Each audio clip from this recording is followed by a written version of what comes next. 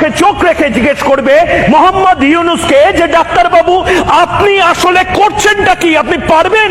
না না, পারবে না দাদা বাবু, পারবে না। ঠিক আপনি টিকে পেরেছেন দাদা বাবু, আপনি টিকে পেরেছেন।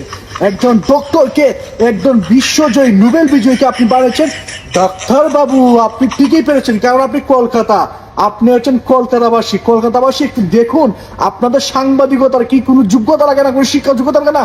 সে একজন ডক্টরকে বানিয়ে দিল ডাক্তার বাবু। আমার মাথায় ধরছে না, এটা কিভাবে সম্ভব হয়ে গেল? আরে বাবা, প্রথমে তো শিক্ষাগত যোগ্যতা নিয়ে তারপরে আসো না।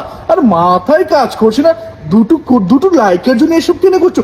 এসব কি সাংবাদিকতার কাজ নাকি?